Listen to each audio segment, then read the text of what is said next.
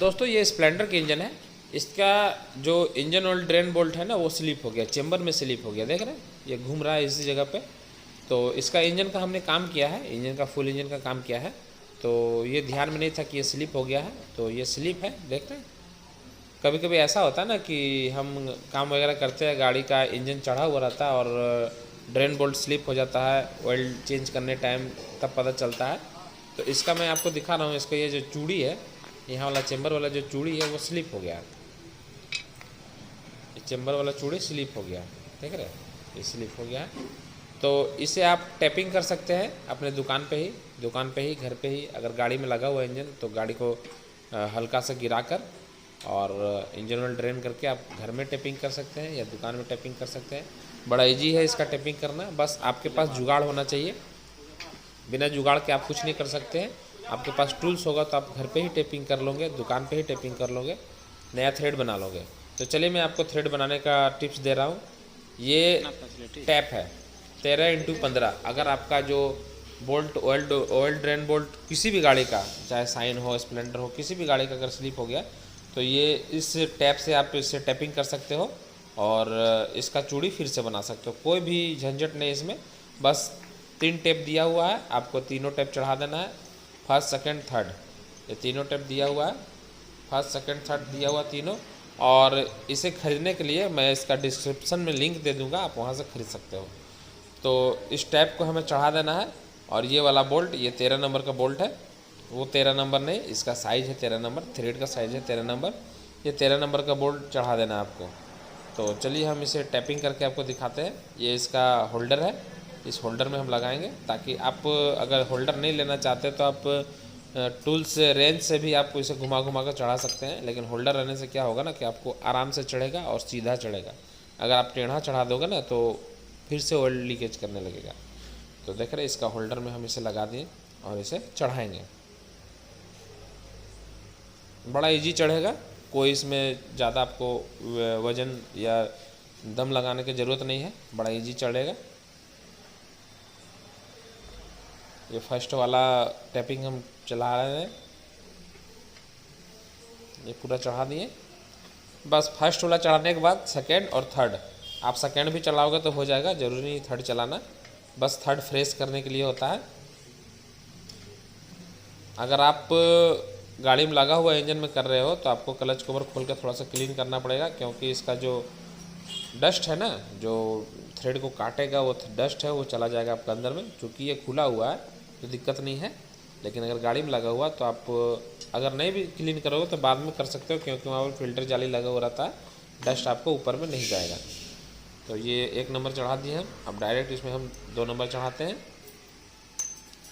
ये 2 नंबर चढ़ा देते हैं इस होल्डर में लगाकर। होल्डर में लगाने से क्या हो ना कि आसानी से चढ़ जाएगा, कोई दिक्कत नहीं होगा। और अगर आप इसे ऑनलाइन ख़रीदते हो तो इसके साथ में 10 बोल्ट भी साथ में फ्री मिलेंगे। चेंज कीजिए। फ्री कुछ नहीं मिलता, उसमें ऐड किया हुआ है।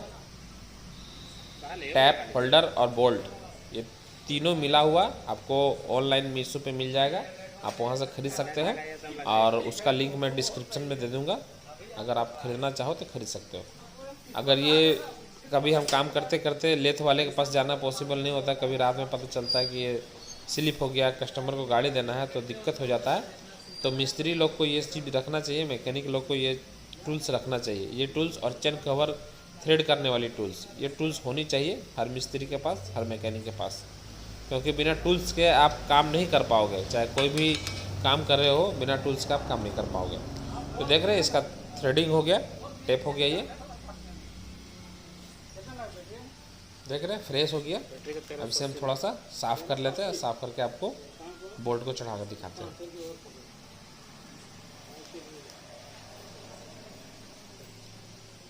ये साफ़ हो गया। अब इसका हम बोल्ट चढ़ाएंगे 13 नंबर का, जो कि इसका साथ में आता है। 10 ठो साथ में आएगा, मतलब 10 ठो को आप क्लीन कर सकते हो।